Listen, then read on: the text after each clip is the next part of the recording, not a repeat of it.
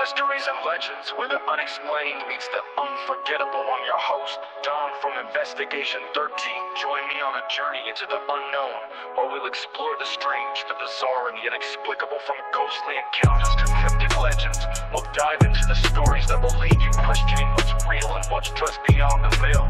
From ghostly encounters to unexplained mysteries, we'll explore the most bizarre events from around the world.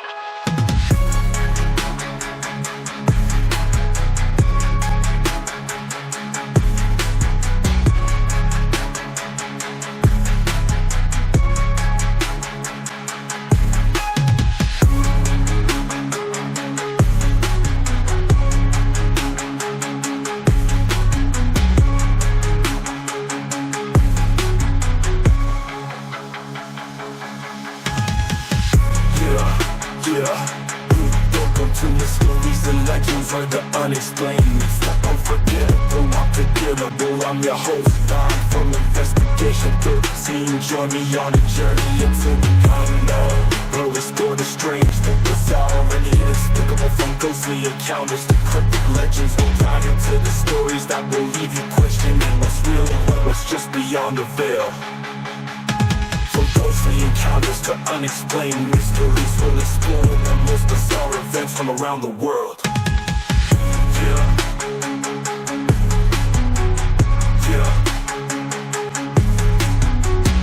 Yeah.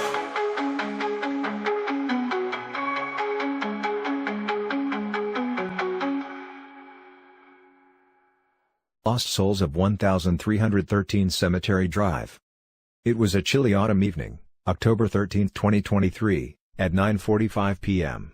The old apartment building on 1313 Cemetery Drive in Los Angeles, California, stood like a monolith, its dark history looming over the city like a specter.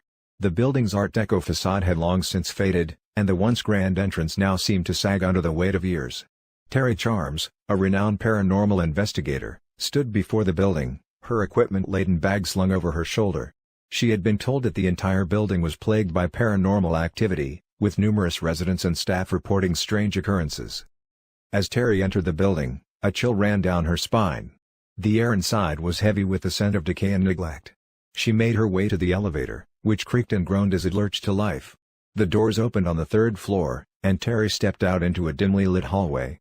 The walls seemed to whisper secrets, their faded paint a testament to the countless stories that had unfolded within. Terry began to set up her equipment in the hallway, hoping to capture some evidence of the paranormal activity. She placed infrared cameras at strategic points, digital recorders in the hallways, and EMF meters in various locations.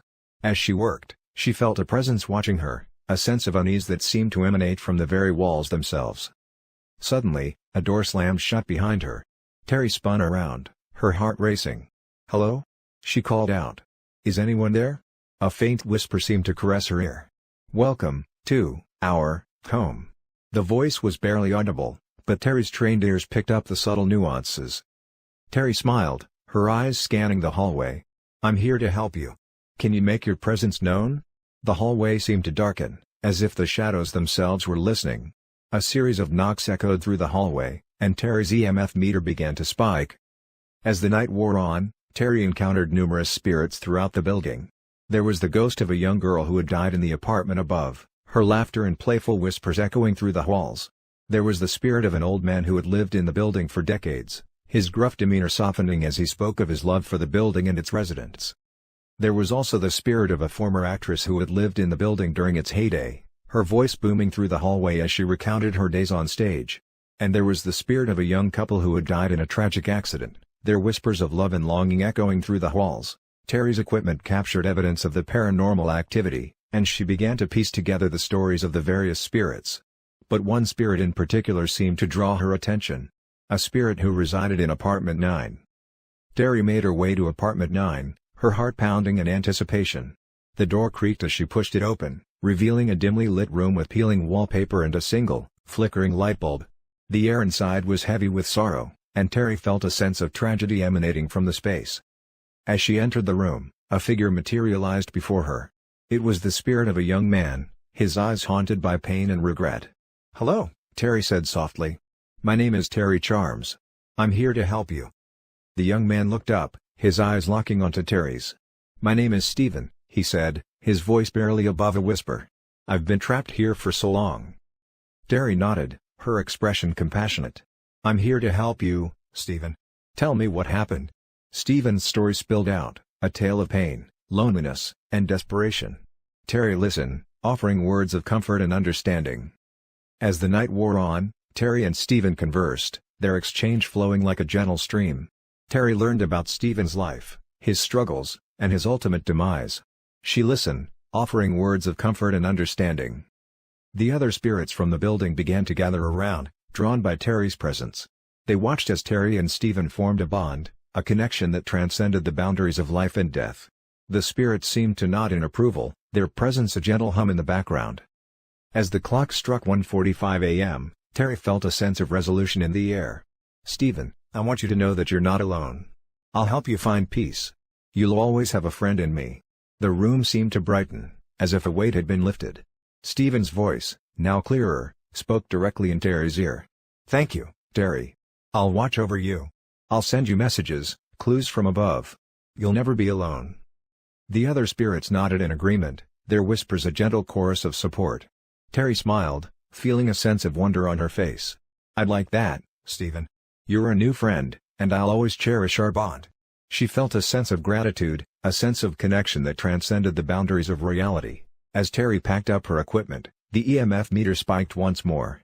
She felt the presence of the spirits surround her, a gentle, protective energy. She knew that she had formed a connection with the spirit world, one that would transcend the boundaries of reality. From that night on, Terry received strange, unexplained messages. Clues would appear in her path, often in the most unexpected ways. She would find feathers on her doorstep, or a specific book would fall off a shelf, opening to a page with a cryptic message. Terry knew that Stephen and the other spirits were watching over her, guiding her through the mysteries of the paranormal. The old apartment building on 1313 Cemetery Drive still stood, its dark history a testament to the lives that had unfolded within its walls. But for Terry Charms, the building held a new significance. It was the place where she had met a group of lost souls, and in doing so, had found new friends and allies in the spirit world. As Terry walked away from the building, she felt the presence of the spirits beside her, a gentle whisper in her ear. "We're here, Terry. Always." The words were a reassurance, a promise of protection and guidance. Terry smiled, feeling a sense of peace wash over her. She knew that she had formed a bond with the spirits, a bond that would last an eternity. The days that followed were filled with strange occurrences and unexplained events. Terry would find herself in places she had never been before, with no memory of how she got there. She would receive phone calls from unknown numbers, with only silence on the other end. But she knew that she was not alone. She had Stephen and the other spirits watching over her, guiding her through the mysteries of the paranormal, and as the weeks turned into months, Terry began to realize that she had been given a gift.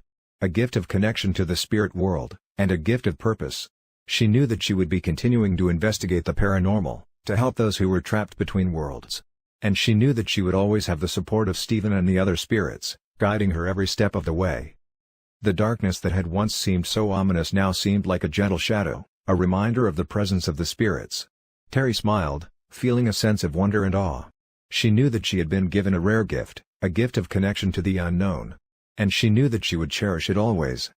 As the months passed, Terry's investigations took her to new and unexpected places.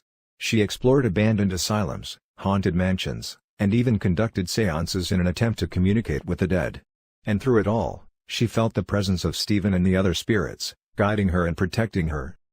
Terry's reputation as a paranormal investigator grew, and she began to receive requests for help from people all over the country. She traveled to different states, investigating haunted locations and helping those who were plagued by paranormal activity. And wherever she went, she felt the presence of the spirits, watching over her and guiding her. Years went by, and Terry became a renowned expert in the field of paranormal investigation.